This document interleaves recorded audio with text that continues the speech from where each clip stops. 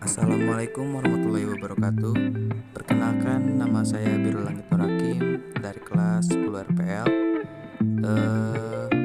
Kali ini saya akan menjelaskan sejarah perkembangan software atau sejarah perkembangan perangkat lunak dari pelajaran PPLG 3. Oke, sejarah perkembangan software ini terbagi menjadi 4, yaitu era pioner, era stabil, era mikro, dan era modern.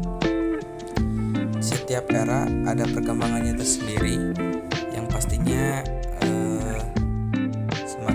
semakin maju zamannya, semakin berkembang era software itu.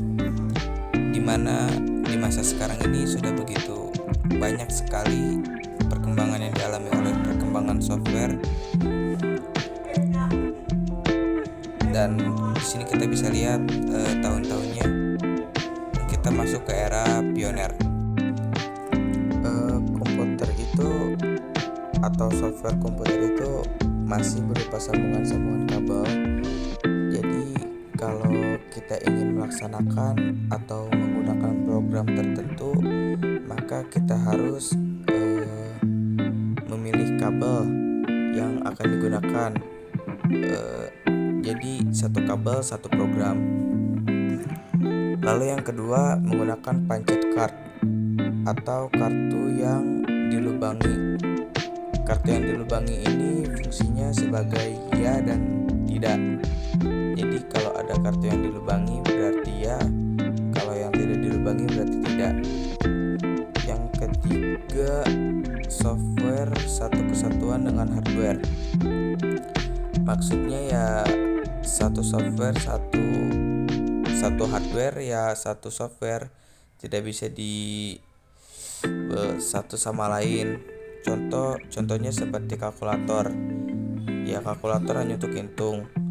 Jadi tidak bisa dipakai untuk menggambar atau menulis atau membaca komik dan lain sebagainya. Lalu kita lanjut ke era selanjutnya, yaitu era mikro. Era mikro ini sudah mulai berkembang lebih jauh lagi, di mana perangkat lunak berkembang untuk memenuhi kebutuhan perorangan. Jadi perorangan sudah bisa mengembangkan softwarenya sendiri. Di sini software menjadi dua, yaitu software yang menangani internal. Yang kedua, software yang digunakan langsung oleh pengguna untuk keperluan tertentu. Lalu di era ini juga sudah mulai mengarah kepada kecerdasan buatan. Lanjut di era selanjutnya, yaitu era stabil. Di era ini sudah bisa multitasking, di mana kita mengerjakan sesuatu itu secara bersamaan. Jadi tidak menunggu akses lain baru lanjut mengerjakan pekerjaan selanjutnya. Tidak.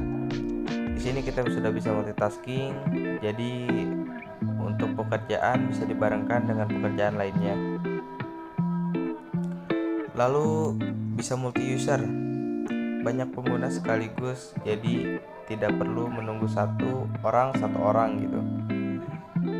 Lalu di sini sudah mengenal basis data atau telah mengenal basis data, di mana basis data itu adalah memisahkan antara program dan data sehingga lebih enak memanagenya atau mengolahnya. Lalu di sini software mulai dipakai oleh kalangan industri atau perusahaan. Jadi bukan hanya kalangan tertentu saja yang bisa memakainya. Jadi sudah bisa disebarluaskan kepada kalangan industri dan kalangan perusahaan. Ini kalangan ya, salah nulis tadi. Lalu pada era modern sekarang ini, atau dari zaman modern dari 90-an sampai sekarang ini, software bukan hanya ada di komputer saja. Software pun ada di smartphone, di smartwatch, dan lain sebagainya. Semuanya memakai software. Yaitu tingkat kecerdasan semakin meningkat, di mana sudah mulai mengenal suara dan gambar. Jadi tidak hanya mengenal sentan saja, jadi sudah mengenal suara dan gambar. Jadi cukup sekian dari saya Birul Langit Nur Hakim dari kelas 10 RPL MAPA PPLG 3. Tugasnya membuat video tentang sejarah pengembangan software. Terima kasih. Maaf bila ada kesalahan. Saya Birul Langit Nur Hakim pamit. Wassalamualaikum warahmatullahi wabarakatuh.